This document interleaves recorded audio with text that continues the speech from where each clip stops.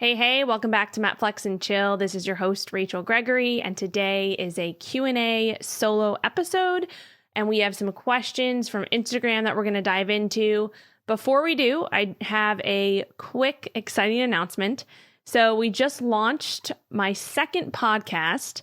It's called MINIFLEX, and it's basically a podcast that episodes range from about 5 minutes to like 15 or 20 minutes. And each episode is just one specific topic or one specific question that's answered, common questions that I get, or one specific topic that I wanted to dive into. And so those are currently being released 4 times a week.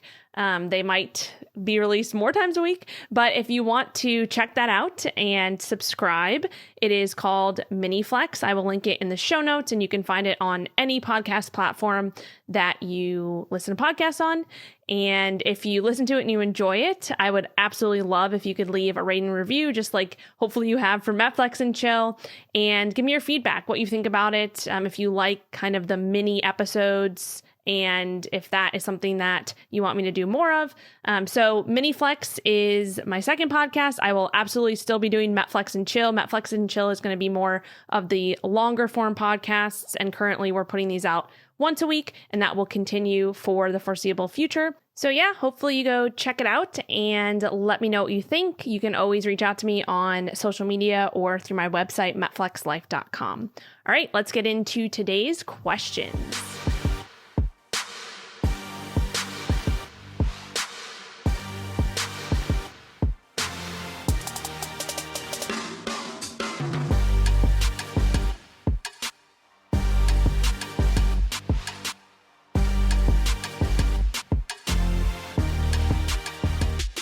All right, first question is from Ashley at keto_island on Instagram. When it comes to using carbs in cyclical keto, for example, increasing to 100 carbs on workout days and say 20 carbs on rest days versus increasing once or twice per week like we did in the Keto For Women program, what's the difference/advantage of one over the other? Okay, so shout out to Ashley. She absolutely crushed it in the Keto For Women program. If you're not familiar with that program, it is on my website. All the details are at metflexlife.com/programs. You can check it out there. So when we're comparing increasing carbs on workout days versus just once or twice a week, using a cyclical approach, there are so many different ways to cycle carbs. And I feel like there are more ways than we can even imagine in terms of what people are testing out nowadays.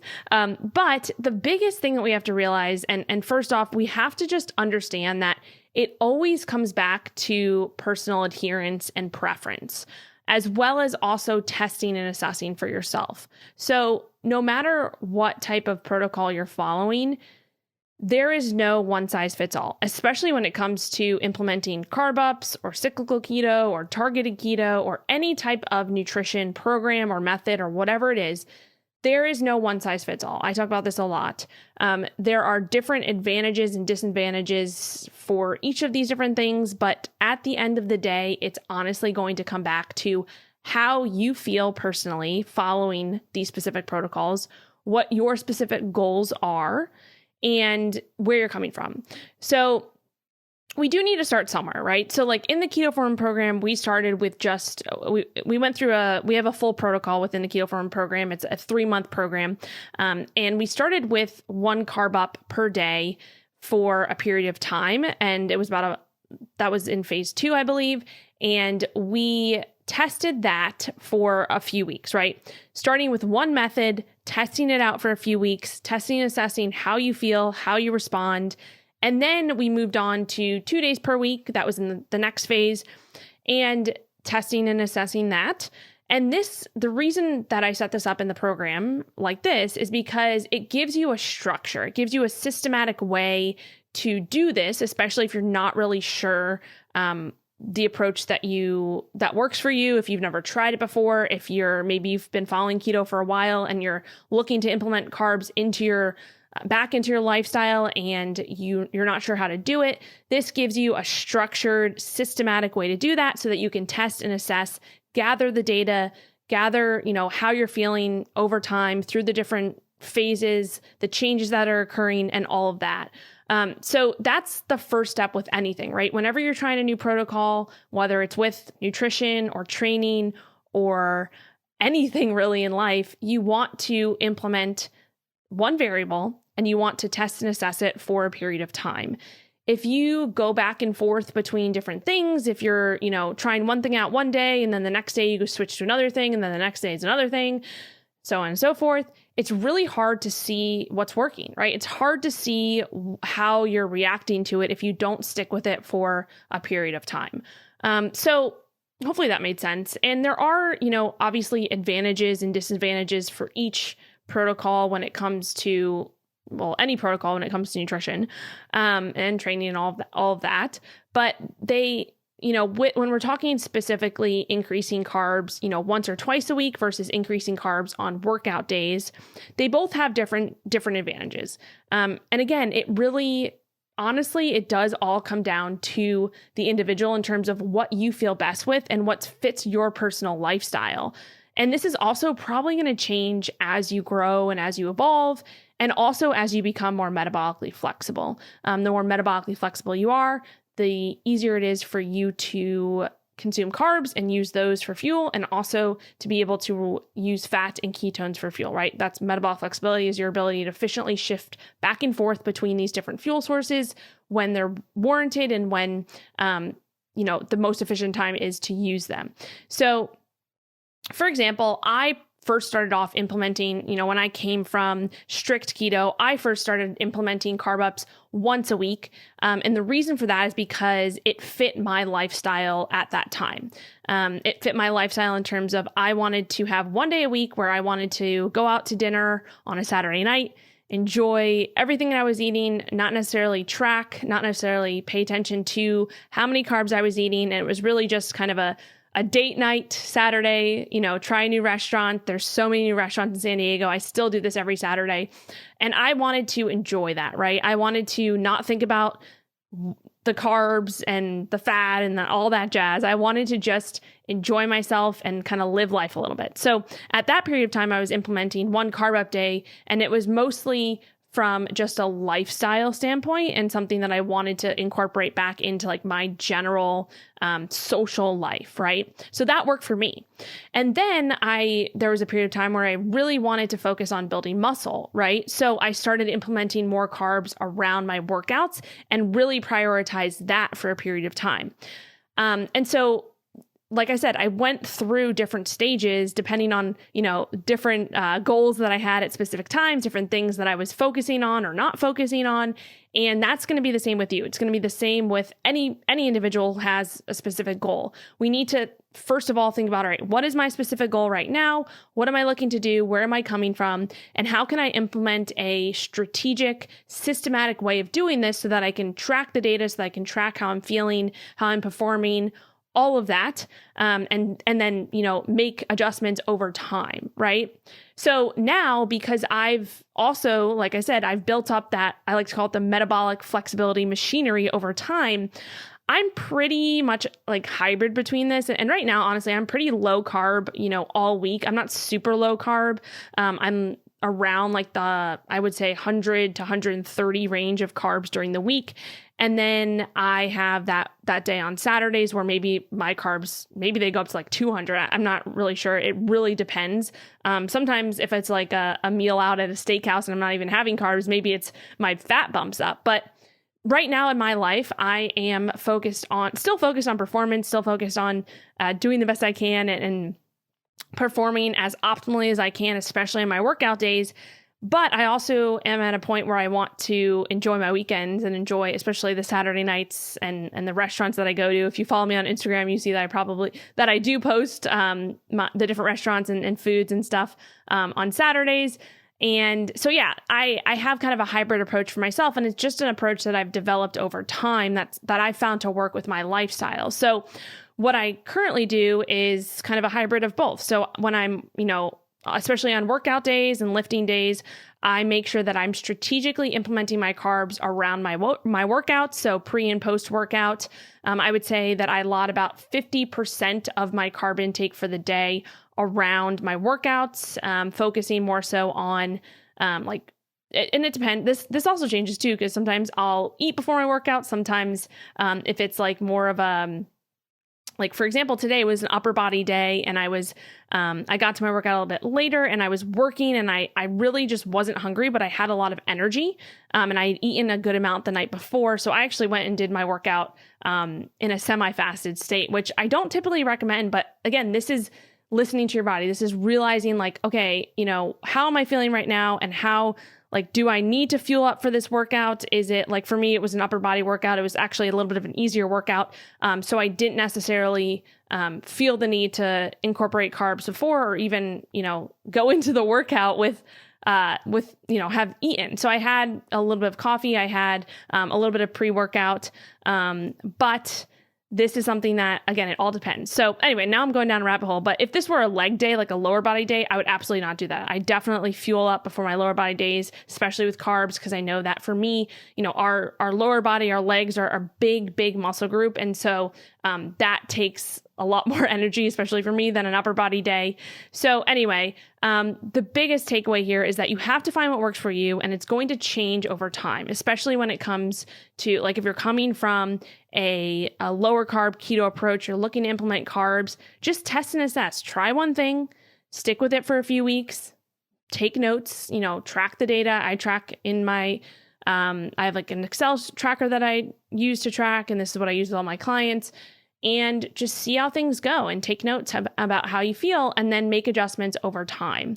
So yeah, I kind of went down a few different rabbit holes there, but hopefully that answered your question. And just to clarify too, with the training, I want to make sure that I don't confuse you on that. So today when I trained upper body and I did it, like I said, in a semi-fasted state, that's actually not typical for me. Typically I do fuel up before my workouts.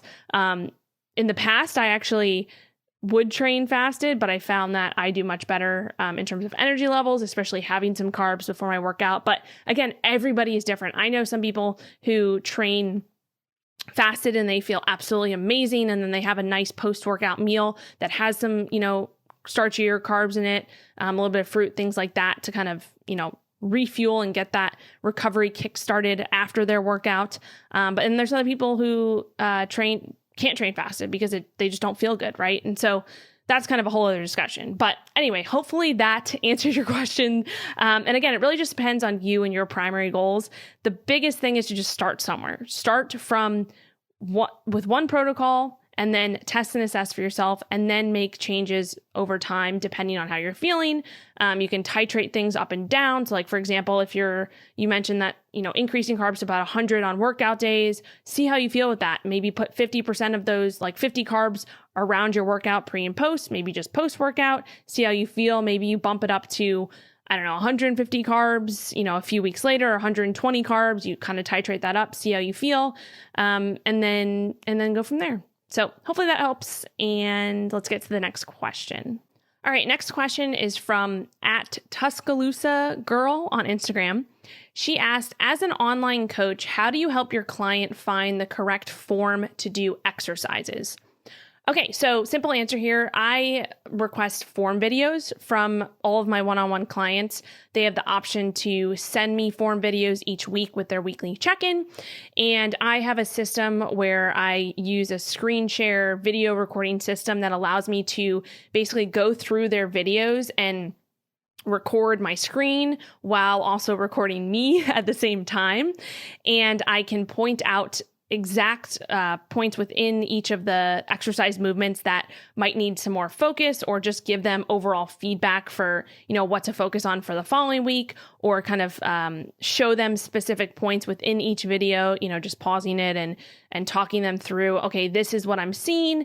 For example, I went through a video yesterday for a leg press with one of my clients, and we were seeing that she was having a little bit of a struggle trying to find a good position for the specific leg press. We noticed that I noticed that her back was kind of, or her lower back and butt were kind of coming up off the seat at the bottom of the leg press. So I was able to point that out and pause the video and show her that we want to focus on keeping our butt and lower back kind of pulled into the seat on a leg press. We don't want that to kind of roll forward or roll up.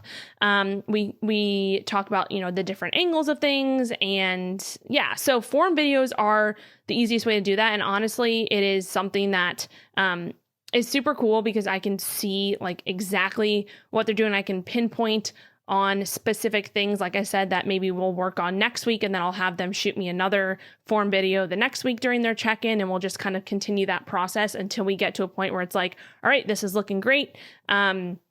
So yeah, hopefully that answers your question, but really just taking form videos, and it's really easy. All you have to do is prop your phone up on like a water bottle or your shoe and just do like a selfie recording. And then for my clients, I have them upload them to a Google folder. And so I'm able to kind of, whoops, I just hit my microphone. I'm able to, like I said, do a screen share recording through the system that I have and go through everything and answer questions and all of that. So yeah, I mean, and another thing to point out here too is I know that I've worked with some clients who have been hesitant to record themselves at the gym because they kind of feel self-conscious about it. And trust me, I have been there. I got to a point where I was just like, I don't care. Like, who cares what anybody thinks? If they're looking at me filming myself, who cares, right? It doesn't matter. You're doing this because you're trying to get better at what you're doing. For me, I film myself all the time. I work with my own coach. I send him videos, or I just film myself sometimes because I want to see my form and I want to see like, all right, this week I'm trying to focus on this specific thing. And so I'm going to record myself so I can watch it back and see how I've either improved or what needs to be improved on, whether that's from a form and technique perspective or maybe a tempo perspective. So filming yourself is super, super helpful. And I would definitely recommend it, especially if you're not really sure if you're, performing movement correctly. And you want to make sure that you are also progressing it correctly in terms of, like I said, focusing on, different tempo or just the way that you're performing, the right technique, all that jazz. So don't be scared to film yourself. Don't be self-conscious of it. Nobody cares, right? They're all doing their own thing. Yeah, maybe someone looks at you and is like, oh, why are you filming yourself? Are you putting that on Instagram? Blah, blah, blah, whatever. Who cares? Even if you are putting it on Instagram, I put stuff on Instagram and social media from exercises, but who cares? Like, it doesn't matter. So do it for you. You are trying to get better at something. And so, like I said, filming yourself can be a really, really great tool to use to be able to look back and see what you're doing, right? So yeah, hopefully that makes sense. And if you are interested in one-on-one coaching with me, you can always go to metflexlife.com/apply. I will link that in the show notes of this episode or the description of this episode. If you are interested in one-on-one coaching, it includes nutrition and training. So yeah, hopefully that helped. Let me know any other questions in that regard, and let's get to the next question. All right, last question today. Can you be it is from @jen.therapy on Instagram. And she said, can you be vegetarian keto? So the simple answer is absolutely. You definitely can follow a vegetarian ketogenic protocol if that's what you want to do. The biggest thing I would say with vegetarian keto and vegan keto is that you just need to make sure that you're planning, and I mean, this comes with any other protocol that you're following, but specifically with vegetarian, vegan keto, you want to make sure that you're planning appropriately and staying on top of your protein sources. So that tends to be, from clients that I've worked with in the past, that tends to be the hardest piece of vegetarian and vegan protocols, is the protein side of things. So this is also going to depend on the specific foods that you eat, because there are, there's all different types of vegetarian. So some eat eggs and dairy, some don't. So if you are following a vegetarian approach where you are eating eggs and dairy, I would say that is that's going to be a little bit easier than if you're obviously following more of a vegan approach where those things are off the table. And so I think my biggest tips here would just be paying attention to your protein, figuring out how you can make sure to get enough complete sources of protein throughout the day. I would say using supplements is something that I've found to be very helpful, especially for vegetarian, vegan, keto. And when I say supplements, I'm more so referring to protein powders, vegan protein powders, First Form has a great vegan protein powder. I don't typically usually recommend vegan protein powders, but if you are vegetarian or vegan, obviously it's a good option. Actually, if you go to firstform.com/MetFlex, so the number one, ST form is spelled PHORM.com/MetFlex. You can get free priority shipping and 110% money back guarantee on any of the First Form supplements. So that's a little bit of a perk through this link. I will also link it in the show notes. But if you're interested in trying out First Form, they have lots of options. They have tons of protein powder options. They also have a vegan protein powder, which is probably one of the best tasting out there. I've tried a sample of it before. I don't typically use vegan protein powder, but compared to the other samples that I've tried in the past, just, for recommendations for clients, this is definitely the best one that I've tasted. Some of them can be really chalky. I also like Organifi. Organifi is has another great plant-based protein powder. I will link that one in the show notes as well. So yeah, I would focus on just, again, protein is probably the biggest thing that tends to be hard to come by, especially when we're talking about the full spectrum of amino acids and making sure that you're getting that in throughout your day, especially to make sure that we're staying on top of muscle protein synthesis. We know that leucine, the specific amino acid, tends to be a lot lower in non-animal-based protein. So we want to make sure we're getting enough leucine, enough essential amino acids. Actually, First Form has an essential amino acid powder as well. I'll link that in the show notes as well if you're interested. The biggest thing, though, like I said, is paying attention to that and making sure that you are staying on top of that. And I think that, if you're staying on top of that, if you're staying on top of your protein, you're making sure you're getting enough complete protein, making sure you're getting enough essential amino acids throughout the day, really that's the biggest thing. And then also, obviously paying attention to the carb intake, especially if you're following vegetarian keto. It's easier to overconsume carbs, especially if you're getting most of your protein from like plant-based sources and things like that. That's also going to come with obviously more carbs from most of those things like beans and legumes and things like that. So yeah, hopefully that helps a little bit. And also I do have, so one of my programs, Keto Kickstart Plus, I will link it in the show notes, or you can just go to metflexlife.com/programs and it'll be on there. I have a full course that has different meal plans for anybody, right? So vegan, vegetarian, dairy-free, regular keto, you name it. There's different meal plans and sample meal plans. Sample, has all the grocery lists, all that stuff for different types of protocols. This is something that I created, I think it was 2 years ago when I had first, got into the keto space, and I was trying to help out as many people as possible within the different keto protocols. So that is an entire program. So if you go to metflexlife.com/programs, again, I'll link it in the show notes, and click on the Keto Kickstart Plus program, it'll bring you to a page that obviously tells you all about the program, tells you what you get, and also gives you a little bit of a video glimpse of the back end. So you'll get access to my membership portal. You'll have access to all of those meal plans, all of the course material, all that jazz. So if you're interested in that, if you're looking for examples of different meal plans, and also I have actually created meal plans that go from that have all different calorie ranges too, depending on what calorie range you're looking for. So that can be super helpful just to give you different ideas for different types of foods and meals and things that will help you along the way. And there's all tons of resources in there as well. So definitely check that out if you're interested. But to answer your question again, yes, you can absolutely do vegetarian keto. You just need to make sure that you're staying on top of your protein. You're staying on top of obviously getting enough nutrients throughout the day, and all that jazz. So hopefully that helped. And if you have any further questions, feel free to reach out.